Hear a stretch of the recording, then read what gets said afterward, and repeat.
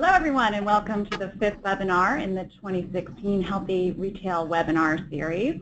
I hope you'll tweet along using hashtag Healthy Retail. We're really excited about today's webinar. I'm Jessica Elmy. I'm Deputy Director of Nutrition Policy at Center for Science and the Public Interest, and we're delighted to be co-hosting today's webinar with the Recipe for Success Foundation.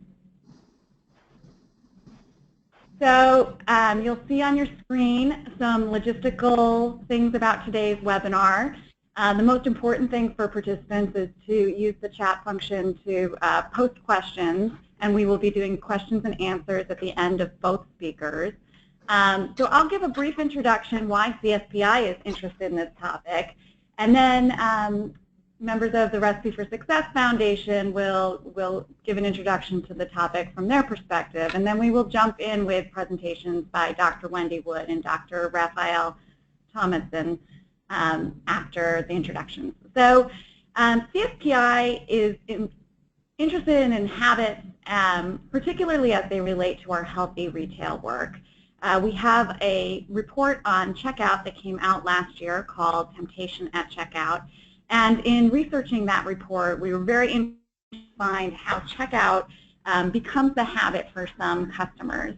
So food company research shows that a survey of 1,300 shoppers found that 60% bought candy at checkout in the past 6 months.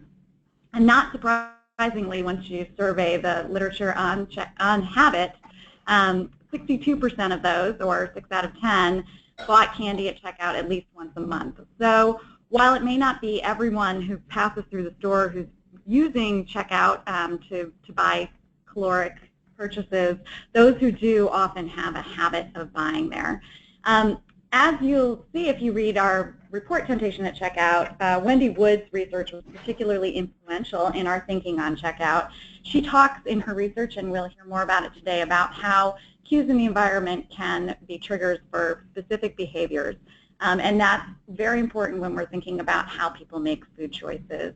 Checkout has been described by Dr. Deborah Cohen, who will be a speaker in our 6th webinar in the series, as a risk factor for obesity.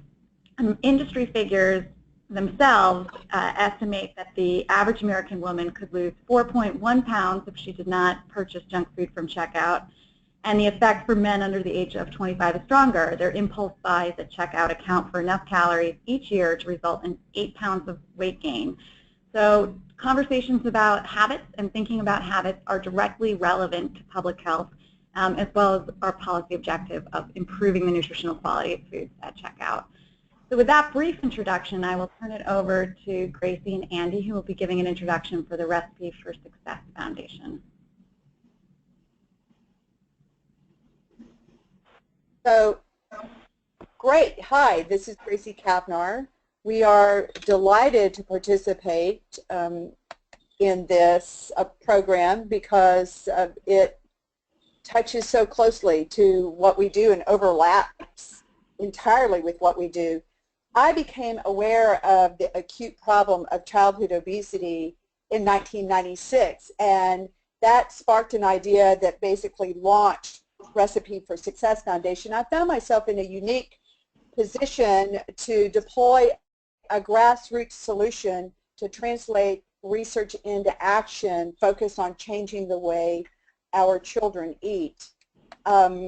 I've learned amazingly the power that one person with a vision can have, and have seen my vision over the last decade become a reality, making a difference in the lives of thousands and thousands of kids.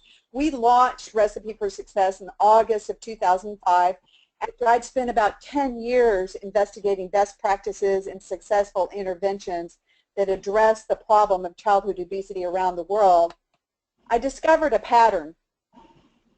Regulate, educate, and innovate, all powerful tools of change. With them, we can solve every single problem that confronts our nation today. We are assaulted by this deadly obesity epidemic, but we have faced down dangerous challenges like this before. Back in 1956, 57% of American men were smokers, and 29,000 of them died from lung cancer that year alone. You know, you hear that now and it seems kind of mind-boggling because nobody seems to smoke anymore, but because of the billions of dollars wielded by tobacco companies and because of their influence on lawmakers and the marketplace and because everyone was in denial about the negative effects of smoking even on their own health, and because the industry continued to insist that nicotine was not addictive because they smoked themselves, over 22 million Americans lost their lives. Are you recognizing a pattern here? It was school-based education, reducing minors' access, healthcare provider counseling, increased excise taxes, warning labels, restricting or eliminating advertising, particularly directed at youth, and establishing indoors as a smoke-free zone. That's what made the difference. Nowadays, it all just seems like common sense, but it took nearly 60 years to implement these rational controls that helped us slash the smoking rate to 18.9%. Regulate, educate, innovate. I felt like it was time to do just that with the obesity epidemic that has engulfed us. Our weight has spiraled out of control in the last 20 years. Oh, I'm getting help from my peanut gallery. I apologize for that. And obesity, not smoking, is now the #1 health hazard in America. Today, over half of all Americans are obese. 23 million American kids are already obese. And it's not just killing us, it's costing us, all of us, $270 billion in 2011 alone. There are so many factors we can point to, from genetics to exercise habits, but researchers insist that the root causes of obesity are changes in the food we eat and the way we eat it. But, you know, eating's not an option. We can't stop cold turkey the way we kick the smoking habit. But the way we eat is. Common sense solutions to reverse this pandemic are at our fingertips. The very same tactics we used on tobacco. Regulate, educate, and innovate. We need your ideas. We need to regulate now. We learned from tobacco experiences that we need regulations at the city, state, and national levels to effect long-lasting systemic change. And it's our duty as citizens, all of us, to insist that lawmakers put proven tactics in place at school, mandating nutrition education, eliminating junk food, and providing better lunches. In the marketplace, taxing sugar-sweetened beverages and selected snacks, displaying clear nutrition information on menus and on the front of packages, and outlawing junk food advertising to kids in all its forms, from toys to cartoons to the checkout line. In our communities, we need to make sure that everyone has access to affordable, healthy food too. So we got involved directly in the education piece. That was my decision, sort of in all those three, almost the easy lift, but we remain engaged on every front. We feel, though, that an informed society makes better decisions for themselves and their families. And I discovered, as many of you know, that children under 11 are still forming their habits and their attitudes. So we decided to focus on under 11. It's a lot less expensive to create attitudes and form habits than it is to change them. So we are now celebrating our 10th year, and I'm going to turn it over to Andy to talk about what we do with kids and beyond. Thanks, Gracie. The number one goal for our Seed to Plate nutritional education program is to change the way children eat. And Gracie brought together chefs from across the city, instructors in gardening and culinary skills, to move into the schools to literally help the students go watch where their food came from the seed to the plate. So through creating gardens, if you want to go to the next slide, Gracie, helping the students not only understand how their food grows, but getting them directly involved with it, because we know that when students are involved, when children are involved with choices around their food, it translates to what they're willing to eat. And so these gardens were built, chefs were brought in with instructors, and the students learned not only about the food that they were growing, but how to prepare it for themselves so that they could not only make healthy snacks and meals for themselves, but take it home for their families and show them the healthy ways of eating. But ultimately, we needed to make sure that eating healthy was fun. And so the Seed to Plate curriculum was created. And if you can go to the next slide, Gracie. And where we were able to make healthy food fun by creating students that were food adventurers, trying new things that they hadn't tried before by getting them directly involved with it. And they found that they could have fun deliciously as well.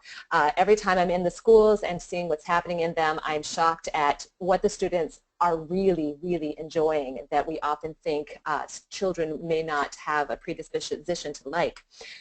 Once we saw the success that was happening here in Houston in the schools that we were able to have the Seed to Plate program in, we created the affiliate partnership program so that it could go national, so that anyone at any school could also have the benefits of the Seed to Plate nutrition education program. And so through a rigorous online curriculum, teachers are able to become certified Seed to Plate nutrition instructors, where they learn all of the things that they need to know, even if they've never picked up a spade before, how to create a garden, how to grow these foods, how to prepare these foods, how to teach children how to prepare these foods. We offer them support both online and virtually as much as possible. But we also wanted everyone to be able to direct students' thoughts towards marketing and how food was being marketed to them so we can make it available to all. So we created the Farmer Mark Kids program, which is a set of 5 lessons that help students create a farmer's market stand and how to market their healthy food choices to other people. And it has been a great success. October is when we focus on Farmer Mark Kids Days, where we encourage people to have their farmer stands across the city and across the nation and have the students prepare a little bit of food so that other people can understand that eating healthy is both fun and delicious. I'm going to go to the next slide, Gracie. And so that they can also embark, we have one of the curriculums that we have in our Seed to Plate nutritional education program is our Marco Polo curriculum, which helps students not only learn to eat new and delicious foods here, but from across the world and understand the cultures from which they came from. So getting the students involved at all levels in all parts of the curriculum so that they could be innovative with their ideas and take that home for their families. Gracie, did you want to talk about the next bit? So we decided to take it a step further and reach beyond kids to their families and to the community at large. And we created, in honor of National Nutrition Month, which is about the most boring call to action we could think of, we decided to add a little sex appeal into it and created our Veg Out Challenge. And the challenge is to eat 30 different vegetables in 30 days. And for that, to support that, we created a website full of recipes and toolkits and ways to get involved and ways to encourage the use of the Veg Out Challenge in the workplace, at home, and at schools. And then we also created a mobile app. In this last March, our 4th year of the Veg Out Challenge, we have participants in all 50 states. So we're very excited about that, and in fact, of course I'm jumping ahead in the slides, but in fact we've got a hospital in West Virginia using the Veg Out Challenge right now as a worksite wellness. So because our toolkits don't have any calendar on them, the counter restarts at the 1st of every month, the Veg Out Challenge can happen any time of the year, and we're seeing thousands and thousands of people use it. You know, if you're focused on eating a broad variety of fruits and vegetables and you're focusing on it for 30 days, that's instilling some wonderful new behavior and expanding the repertoire of the kinds of vegetables you're willing to eat. Most people, even super healthy people, tend to hit the wall at 20 and start looking for new things. So it's pushing the boundaries for everyone. So in Houston, we got involved as well. I mean, everything that we do is available on a national basis, but then we looked at our own backyard in terms of how easy is it for our families marooned in food deserts to put healthy meals on the table? How easy was it for them to get access to fresh produce? And the answer was not easy at all. So Andy, you want to tell them about Hope Farms? So this April on Earth Day, we broke ground in the historic Sunnyside neighborhood here in Houston, which is identified as part of what are considered quote-unquote food deserts here in Houston. And at Hope Farms, it is a 7-acre farm that will be used to grow food to make available, to be used as a training center to train other urban farmers to open up their own farms across the city. And we are having a focus on veterans specifically, just looking at all the research in what is needed for veterans to re-enter into the workforce as they return home from the fronts, and as well as the therapeutic processes that gardening can have and farming can have for veterans. We are partnering with veteran coalitions here in Houston to provide training for these farmers at our Hope Farms. Additionally, while we're there in the historic neighborhood, we want to make sure that the work that we're doing is making healthy food accessible to all. It will be a 100% organic farm, and it will provide affordable produce to the people there in the Sunnyside neighborhood as well as to the farmers, and we will make that available through a farm stand located at Hope Farms. Additionally, there will be CSA memberships that will be able to be available to other members across the city. There will be a training center not only for the veterans to come and learn how to become urban farmers, where we'll also support them in opening, in innovative ways of opening up their own urban farms across the city, but we'll also as a training center for teachers and a field trip center for children to come and see a working farm and participate to see where other food can come from. So all of those pieces is a very exciting time for us. Additionally, to make sure that the healthy food is available to people across the city, we have our brand new Growing Green Market. It is an actual van that is a refrigerated van that can be driven anywhere in the city to help make organic, fresh produce available at affordable prices to people in all neighborhoods. So it's a very, very exciting time for us to be able to offer yet another tier to helping people eat more healthily. So in all of our efforts, the foundation works to make healthy food appealing and available to everyone. And so we've gotten involved in regulation. We've gotten involved in education. We're sticking a toe into innovation, but we really feel like innovation is the vast opportunity for Americans. You know, we're all now used to fast, cheap food, and we feel like we can't put Pandora back in the box, send everybody back into the kitchen, you know, to cook every meal at home again. And we have a lot of people to feed on this planet, many far from the field, in urban centers with dwindling resources and bad transportation.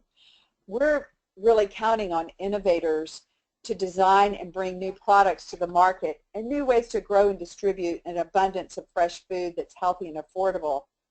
So whether it's from the farm, at the grocery store, or out of the drive-through window, healthy products will have to compete head-to-head with junk that fills our bellies today.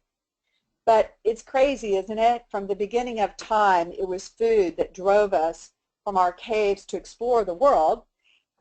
Food fueled trade. It pushed people to new realms, new awarenesses. I mean, food even drove the discovery of America, and now sadly I feel like food may be the very thing that's killing us. But at Recipe for Success, we feel like it doesn't have to be that way.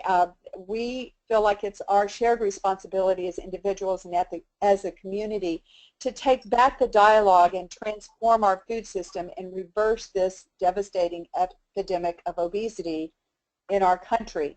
The path is laid out, and we each have the power to drive the change in our own way.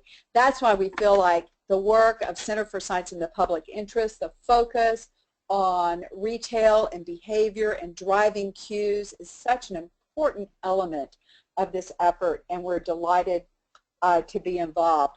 What will be interesting to find out is, of all the people who are on the call today, what part of this puzzle will you participate in? Will it be regulation?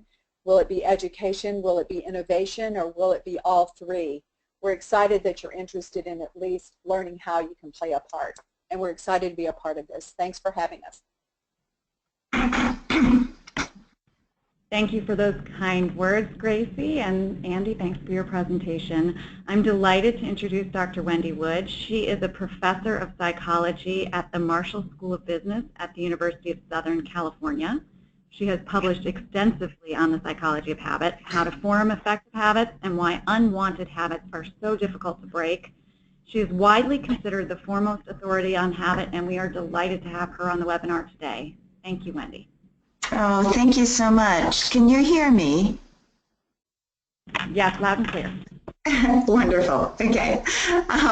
Yes, it's great to be involved in this. Thanks for inviting me. I thought I'd put together a brief primer on what habits are to sort of help people understand maybe the psychological mechanisms behind habits and how we eat healthfully, and get an idea perhaps of what great initiatives like Seed to Plate are doing for people when they form healthy habits. So the goals today for my talk are to try to explain what are eating and exercise habits, and then to provide a little bit of insight into how people can form healthier habits themselves. Now, the way most people think about a healthy lifestyle is in terms of willpower. There have been surveys done of the American public, and most of us think, well, people are fat because they don't have enough willpower. People are unhealthy. They're not exercising. They're eating too much. It's all because we are not strong enough, and we're not trying hard enough. And the interesting thing that's coming from psychological research is that that's really not true. That what we're learning is that people develop healthy lifestyles through habit. People who are really good at self-control, who have diets where they're eating lots of fruits and vegetables, exercising a lot, they're meeting their health goals. These aren't people who are struggling. They're not inhibiting responses to temptations or trying to exert control actively. Instead, these are people who have formed habits to automatically act healthfully, to automatically make the healthful choice, and they do so easily without struggling. So to illustrate this, there's a great study that was done by Chris Armitage about a decade ago with a bunch of people who were joining a gym. It was a newly formed gym, and they were obviously highly motivated because they paid their own money. It was an expensive gym. But most, like all the rest of us, only ended up using the gym a couple of times before falling off. What's interesting is the 29% of the new members who actually continued going. Now, they didn't have stronger intentions to use the gym, and they weren't the ones who really liked to work out, who were gym rats and who really enjoyed the environment. Instead, these were people who had figured out how to start exercising right from the beginning as part of a routine. They set up routines for themselves where they went to the gym twice a week, and they just continued for the next few months. And healthy diets work just the same way. So that people who consistently eat healthfully, lots of fruits and vegetables, not much junk food, they do so out of habit. They follow routines. They're not doing it by controlling their behavior and exerting a lot of willpower. Okay, so what are these things that I'm calling habits? Habits form through experience. They're a learning mechanism. So we all start by making decisions about what to eat. Imagine you start a new job, get to break time around 10 in the morning, and you have to make decisions, right? What's everyone else in the office eating? Did I pack a lunch? Do I have a lot to eat for lunch? So maybe I won't eat now. How hungry am I? over time, if there's lots of donuts and other junk food in the office, you may find yourself picking up what's available, donuts and coffee, and if you continue to repeat that, then you're actually going to form cognitive associations. This is the habit learning process, where you form cognitive associations between the context that you're in, 10 o'clock, break time at the office, and the response, which is eating donuts. So we say habits are formed when context cues automatically bring the behavior to mind. And habits are a kind of a, you can think of them as a mental shortcut. They're helpful because they help us repeat what was rewarded in a given context in the past. So to show exactly how these context cues work, let me tell you about a study that we ran in a local movie cinema. We gave participants in this, these were just people who had shown up to go to a movie. They were the participants in our study, and we gave them either bags of stale popcorn or bags of fresh popcorn. And we had them rate how much they liked it. The stale popcorn was really stale. It had been in our lab in a plastic bag for a week. It was nasty. And people told us, this is a 1 to 7 scale, people told us the ones who got the stale popcorn, they didn't like it. People who got the fresh popcorn, they sort of liked it better. But the stale popcorn, they hated. So the people who got stale popcorn really didn't like it. So you'd expect that they would eat less of it. At the end of the movie, we collected the bags and weighed them to see how much people actually had eaten of the popcorn. And this is the percent that they ate, ranging from 10 to 70%. And people who didn't have habits to eat popcorn at the movie cinema, as you can see, they ate fresh popcorn that they liked. When they got the stale popcorn, they didn't eat so much of it. But it's really different for people who have habits. They could tell us that they didn't like the stale popcorn, but they ate just as much. You can see that the purple bars are almost identical. These are people who habitually ate popcorn in the movie cinema. When you give them popcorn that they say even they don't like, they're still eating it because they're cued by habits in the environment, by their past behavior in the environment. And this study, I think, illustrates what habits are. They're cued, and they're not necessarily a response to what you desire now. It's really an indication of what you've practiced in the past.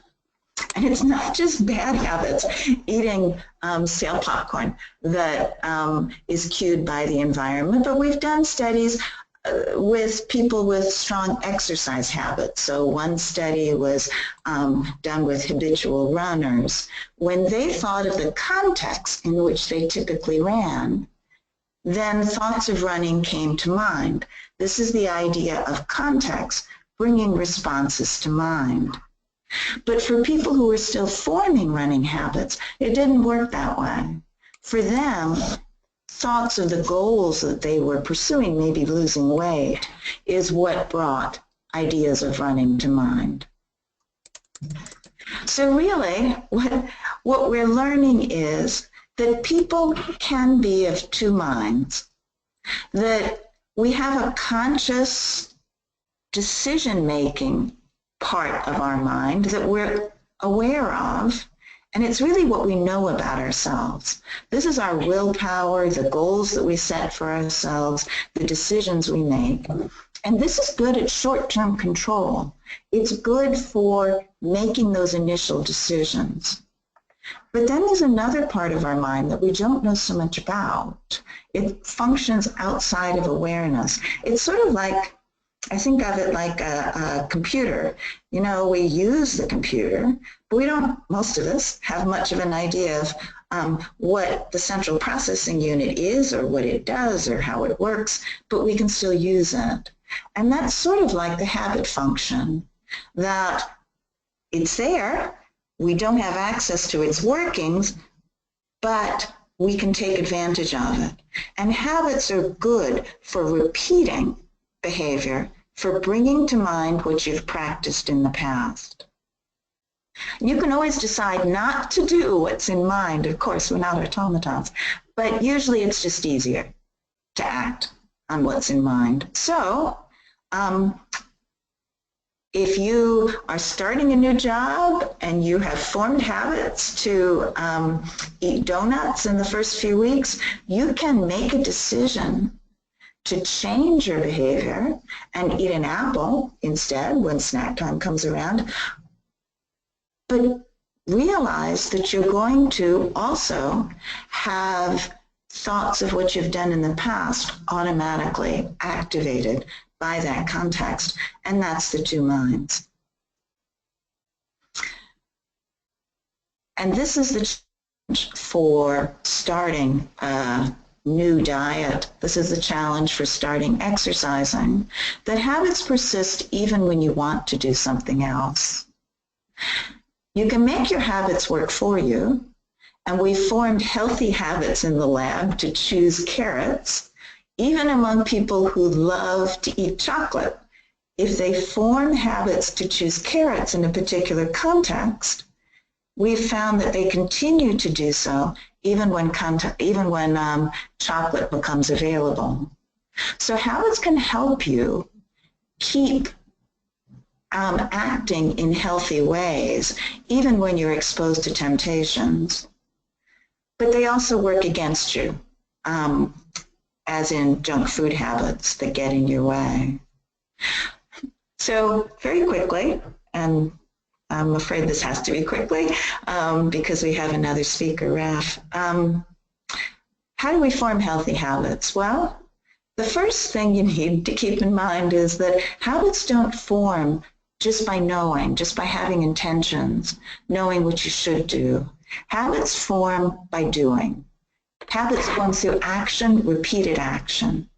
So it's practice, more practice of repeating the same action over and over so that you form those mental associations. You also want to choose behaviors to practice that you enjoy, because habits form from rewards. That's the neural mechanism that forms a habit. You might say, well, there's not much about, if you're not exercising regularly, you might think there's not much about exercise that you enjoy. And this is where things like the Marco Polo aspects of Recipe for Success are useful, because here's where you need to explore. You need to come up with things that work for you, that are fun. So if you don't like exercise, listen to books on tape or music, or find a friend that makes it fun to do it. Vegetables, I didn't like my mother's vegetables either because she boiled them just so they were tasteless. But that's not how most people cook vegetables these days.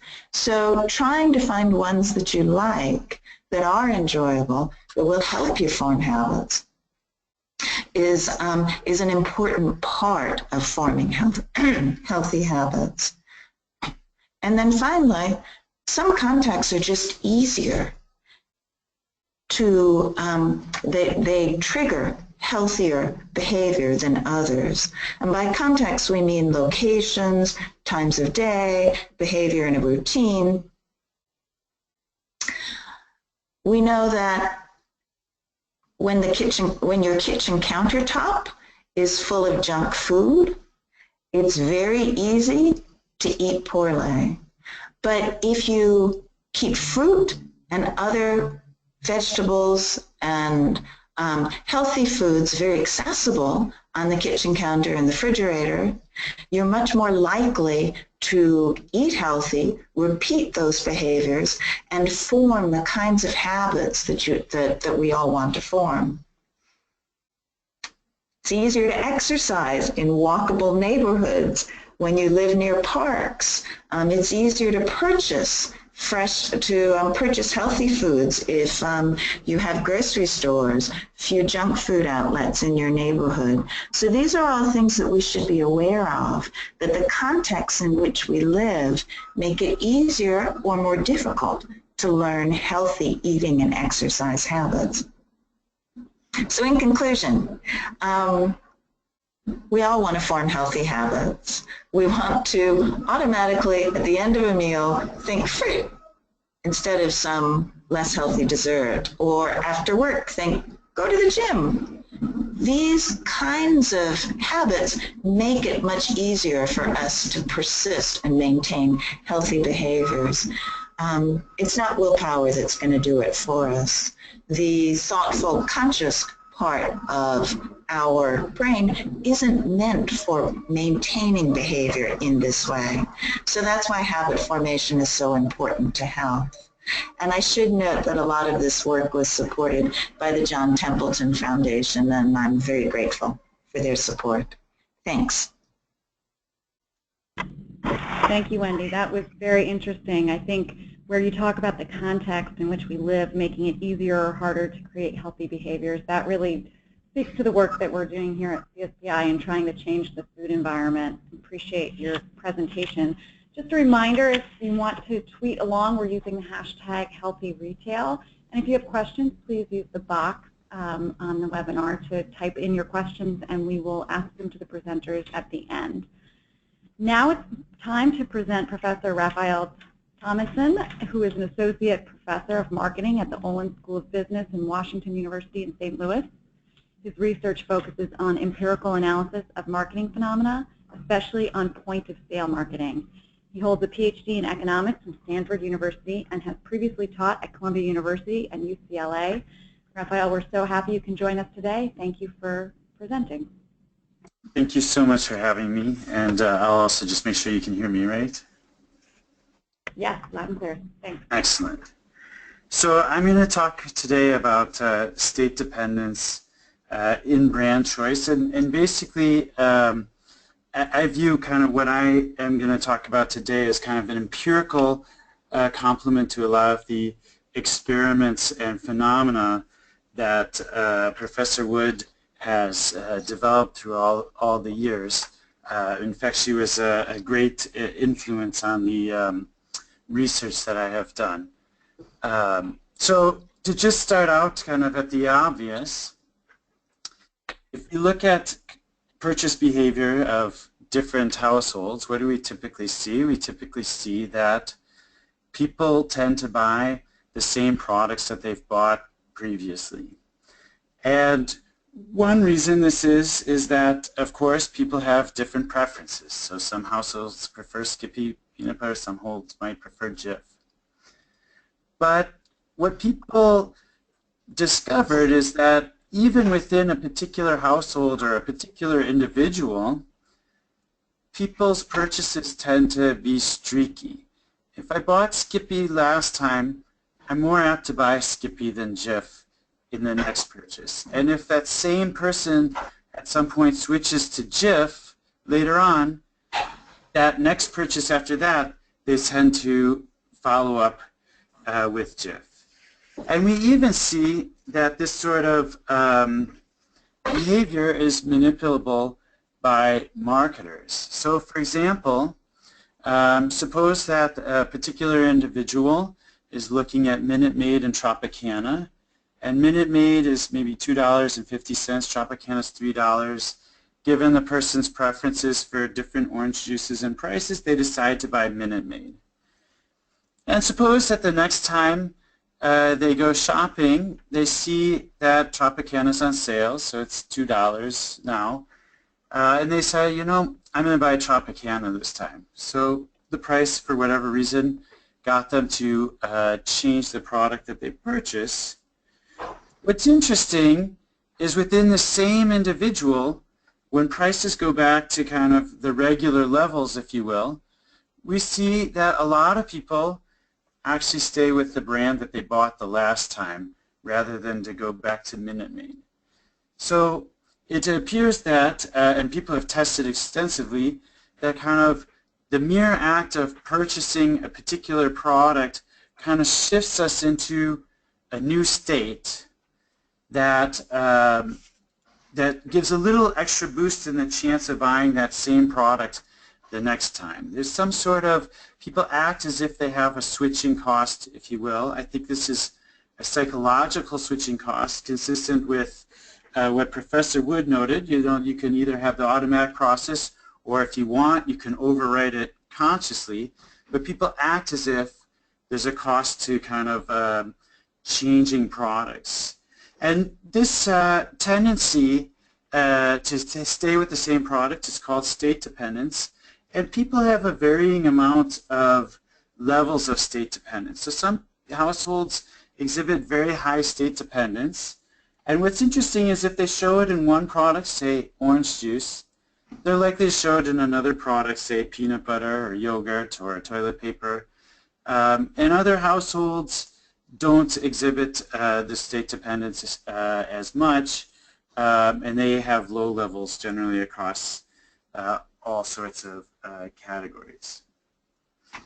One thing I was interested in, and motivated directly by Professor Wood's research, is how are these automatic processes queued up?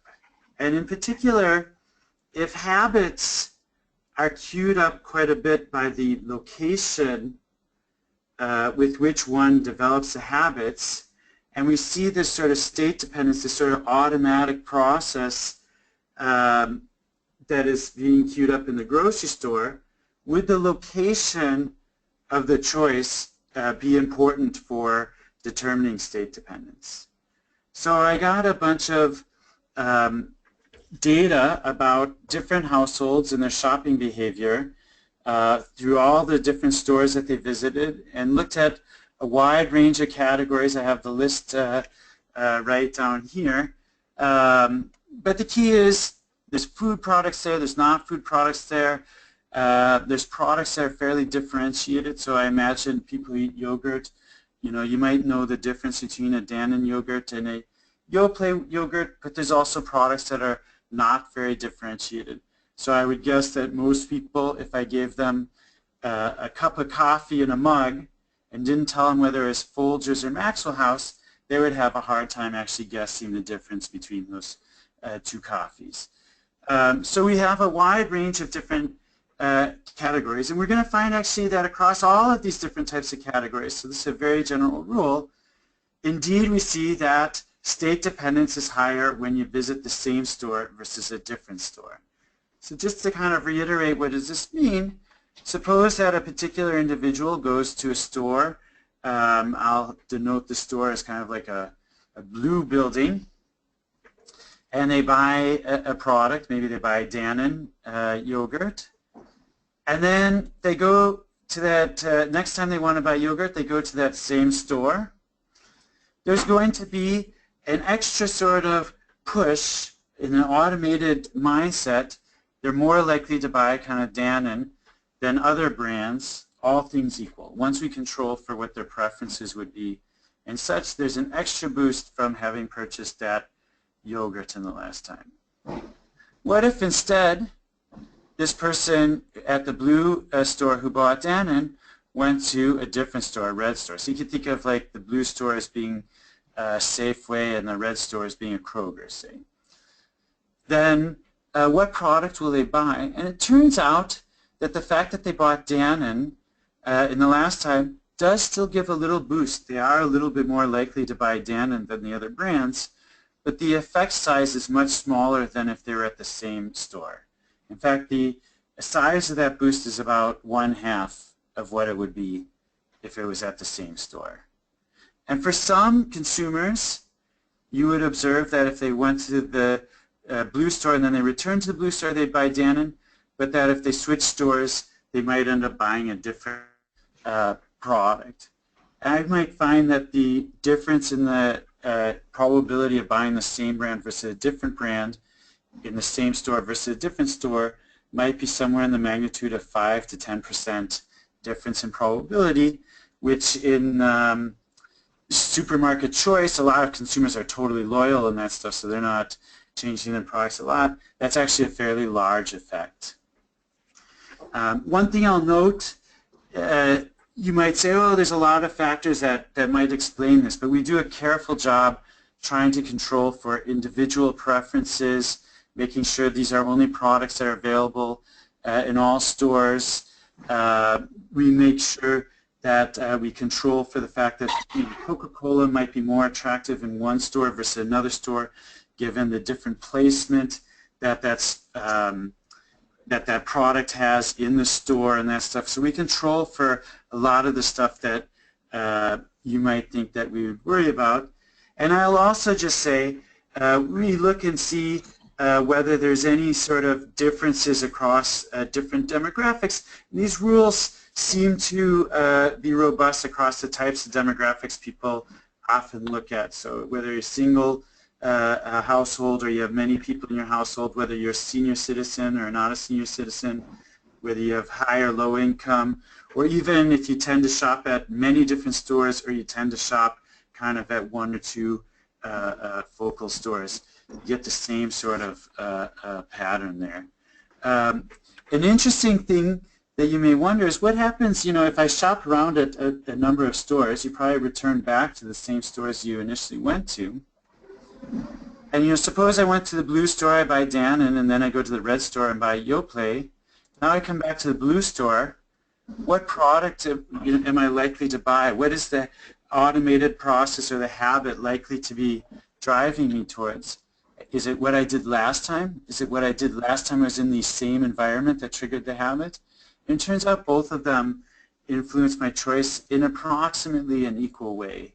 Maybe what I did in the same store is a little bit larger of an effect, but I think of it as pretty close to a 50-50 effect, maybe a 60 same store, 40 different store effect.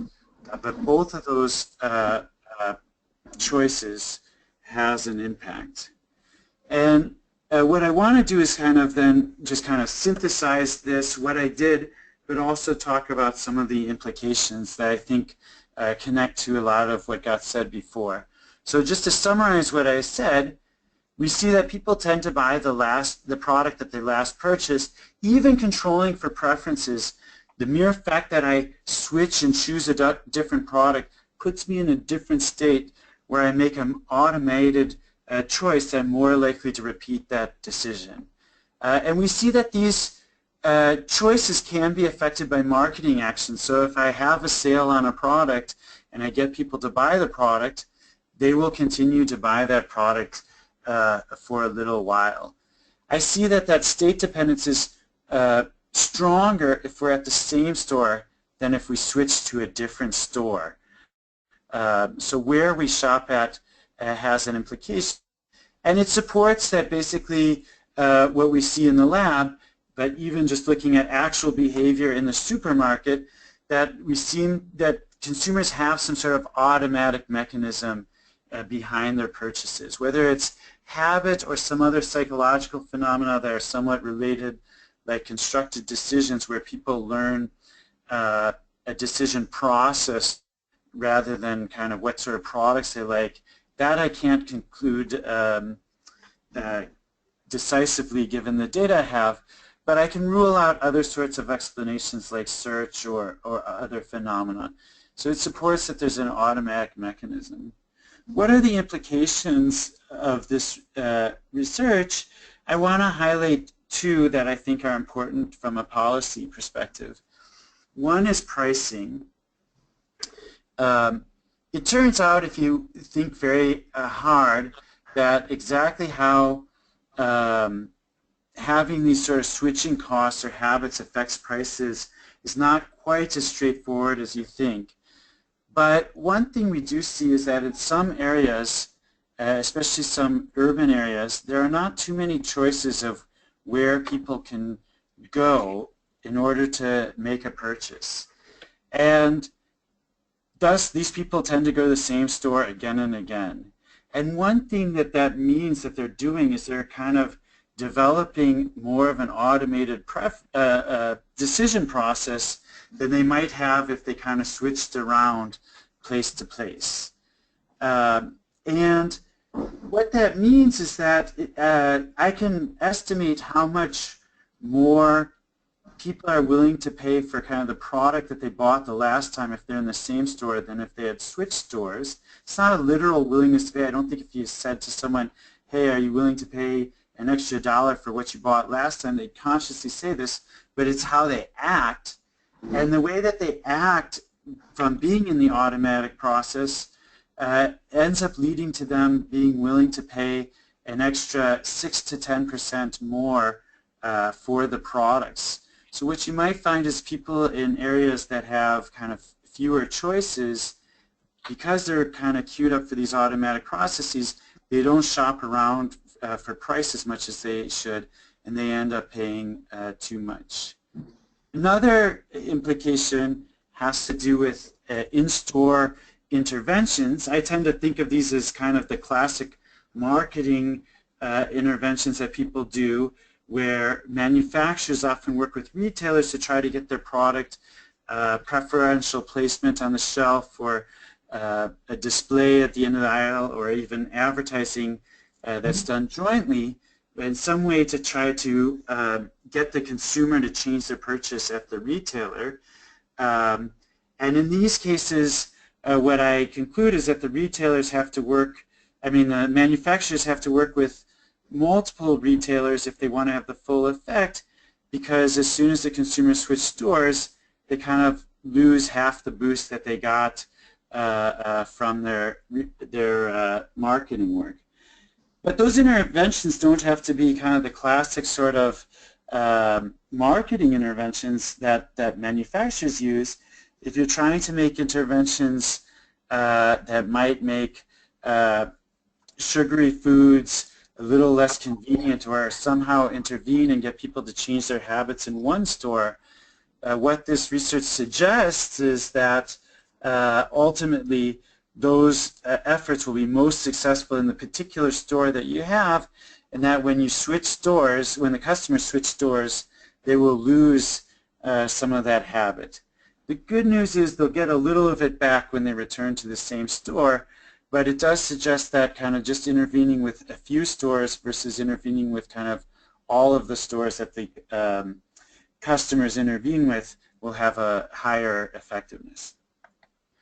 So with that, I want to thank you again for having me, and turn it back to the organizers. Well, thank you, Dr. Thomason. We're now going to begin the Q&A portion of today's webinar. If you could ask questions using the chat box on the GoToWebinar control panel, we'll try to cover as many of them as we can. So the first question is for both speakers.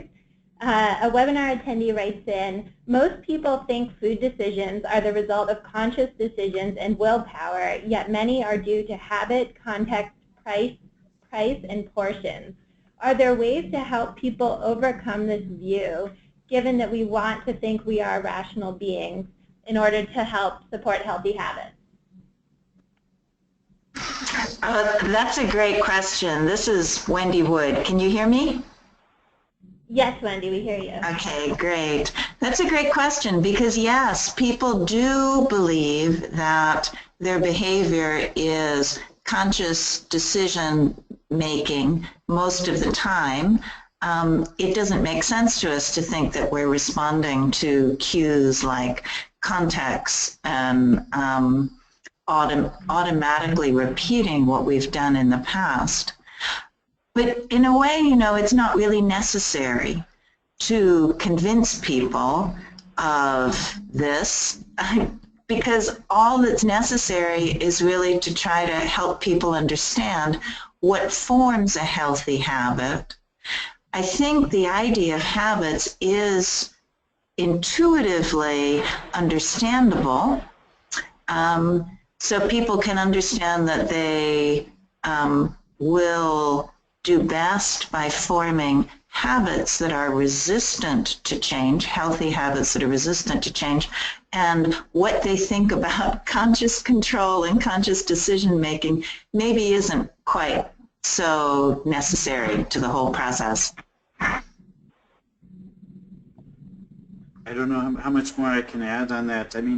I think when people go to the store, very few people think of themselves as being driven by an automatic process. I think they think of themselves as acting rationally, but we see the behavior is one that reflects some automation, although people respond to incentives as well.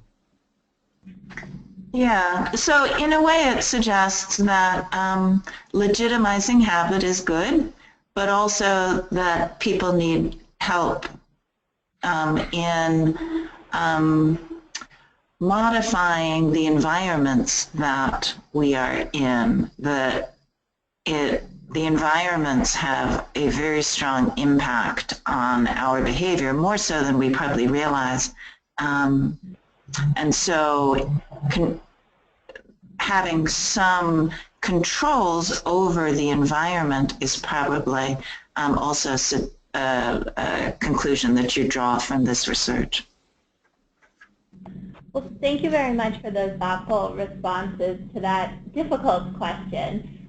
We have another question for both speakers, and that question is, how do we use what we know about habitual food selection behaviors to design interventions that change consumers to, purchase healthier selections? Would changing the display reset the default? I mean, my research certainly does show that, having a display, prices change behavior. Most of the marketing interventions that you observe do in fact have an impact. So I think that that kind of works in the way that you might imagine.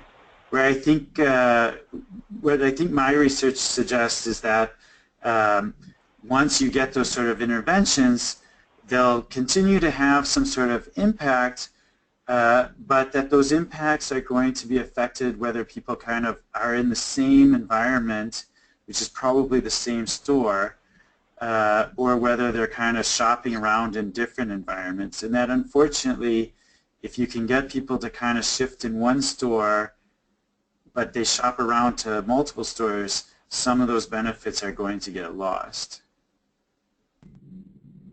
Yeah, so that probably relates to the broader point of interventions, health interventions need to focus on regularity. So when people go on diets, when they start to exercise, they often change up their behavior a lot. They vary their behavior a lot. And if you want to form habits, the critical thing is routine and regularity. And so helping people understand how to make behaviors more routinized in the same context, perform the same way, will be very helpful in forming interventions. Well, thank you both for thoughtful answers to that question also. I see that we're near the end of the hour, but I'll try to squeeze in one more question. We do have a lot of great questions. And this question is, how can companies use consumer psychology to prompt customers to choose healthier product lines?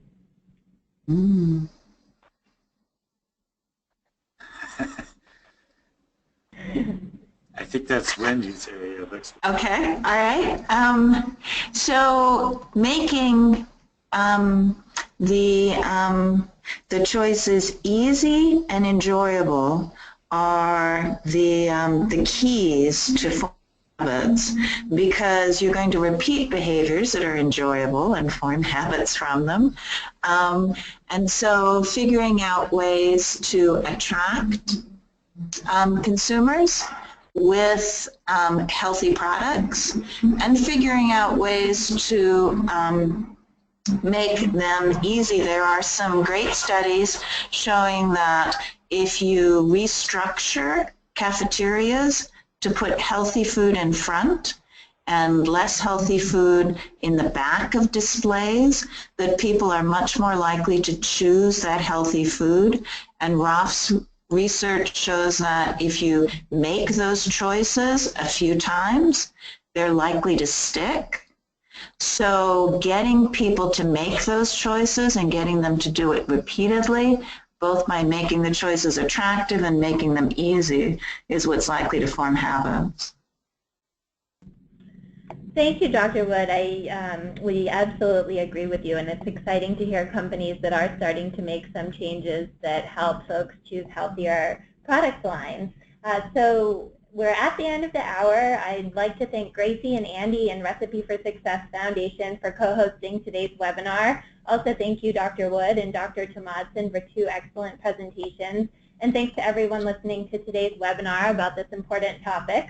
We'll be sending out a recording of today's webinar to all registrants, and I hope you'll join us for the 6th and final webinar in the 2016 Healthy Retail Webinar Series. That webinar will happen on August 2nd at 1 p.m. Eastern Time. Have a great afternoon. Thank you. Bye-bye. Oh, thank you for hosting us. This was great. Yeah, thank you. I really appreciate being a part of this. Thank you. Bye-bye. Thank you.